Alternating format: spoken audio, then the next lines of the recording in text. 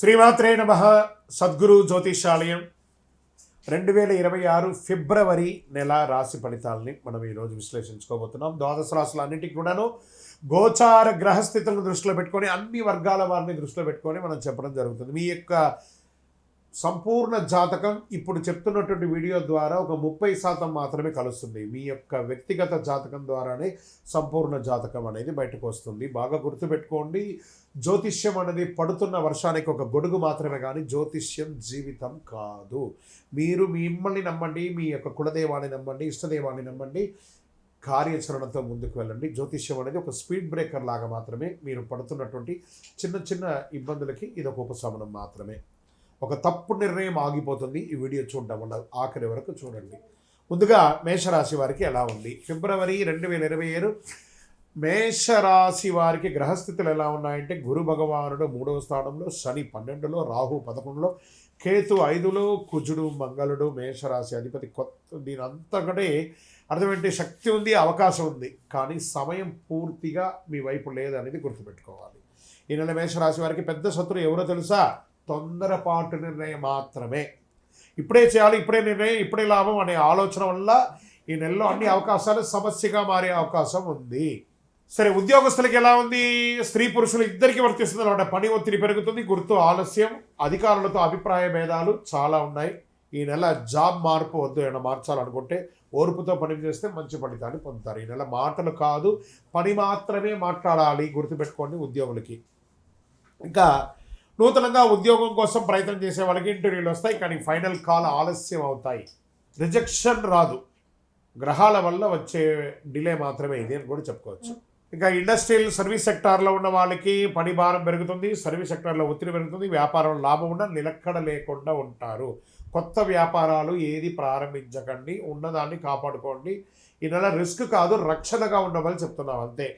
ఇక ఆర్థికంగా ఆకస్మిక లాభం ఆశ వద్దు, షార్ట్ టర్మ్ ట్రేడింగ్ వద్దు, అప్పులు పెంచుకోవద్దు. ఈ నెల డబ్బును కాపాడేది ఏడాది మొత్తం కాపాడుకున్నట్టు. ఈ ఒక నెల ఫిబ్రవరి నెల మీరు కొంచెం జాగ్రత్తగా ఉండే డిసిప్లిన్ కాబట్టి 1 year వరకు బాగుంటుంది.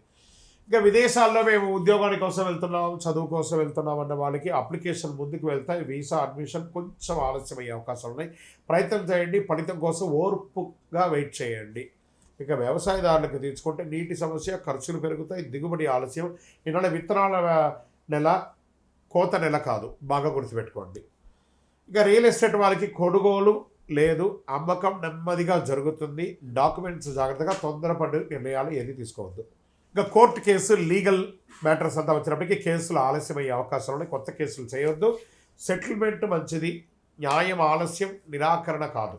బాగా గుర్తుపెట్టుకోండి, బాగుంటుంది.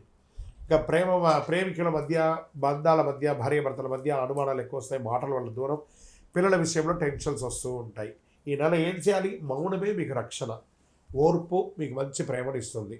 ఇక స్పోర్ట్స్, అథ్లెటిక్స్ వాళ్ళకి ఎలా ఉంటుందంటే, ఎనర్జీ ఎక్కువ, చిన్న గాయాల అవకాశం ఉన్నాయి, తలనొప్పి, నిద్రలేనితనం ఉంటుంది, కోపం తగ్గితే ఆరోగ్యం మెరుగ్గా ఉంటుంది. ఓకే, ఇక ఐటీ సెక్టార్, ఈ యొక్క ట్రేడింగ్ సెక్టార్లో ఉన్న వాళ్ళకి అందరికీ కూడా కొంచెం జాగ్రత్తగా ఉండాల్సి ఉంటుంది. ఇంకా media, electronic media, printing media వాళ్ళకి అవకాశాలు వస్తున్నాయి, కానీ దాన్ని మీరే పోగొట్టుకుంటున్నారు, జాగ్రత్తగా ఉండాలి. మరి ఈ నెల మీకు ఎరుపు రంగు మరియు తెలుపు రంగు బాగా కలిసి వస్తుంది. అదృష్ట సంఖ్య 1 మరియు 9. అదృష్ట దిక్కు తూర్పు దిక్కు చాలా కలిసి వస్తుంది. అదృష్ట రోజు మంగళవారం. మీకు ఉదయం 6 గంటల నుంచి 8 గంటల వరకు చాలా మంచి సమయం ప్రతిరోజు. ఈ నెలంతా కూడా బాగా గుర్తుపెట్టుకోండి. సరే, పరిహారాలు ఏమైనా ఉన్నాయంటే, ఖరీదైన పూజలు, హోమాదులంతా ఏం చేయక్కర్లేదు. తొందరగా స్పందించకపోవడం, మంగళవారం ఎక్కువ హనుమాన్ చాలీసా పారాయణం చేయండి, సుబ్రహ్మణ్య స్వామి ఆరాధన చేయండి, ఉదయం సూర్యుడికి లేచి నమస్కారం చేసి నీళ్లు పోయండి, కోపం వచ్చినప్పుడల్లా మౌనంగా ఉండండి, సుబ్రహ్మణ్య స్వామికి 19 దీపాలు వెలిగించండి, 19 ప్రదక్షిణాలు చేయండి, మీ ఇష్ట దైవాన్ని ఇలవేలుపడి ప్రార్థన చేసుకోండి. మీ వయస్సు సంఖ్య ఎంత ఉందో ఈ నెల మొత్తంలో ఒక్కసారైనా మీ ఇష్టదైవం దగ్గరికి వెళ్ళి అన్ని దీపాలు వెలిగించండి నూనెతో. ఇక్కడ మీ యొక్క వ్యక్తిగత జాతకానికి మా నంబర్కి మీరు మీ యొక్క పేరు, date of birth, time of birth, place of birth WhatsApp చేయండి. మా అడ్మిన్స్ మీకు రెస్పాండ్ అవుతారు. విజయవస్తు.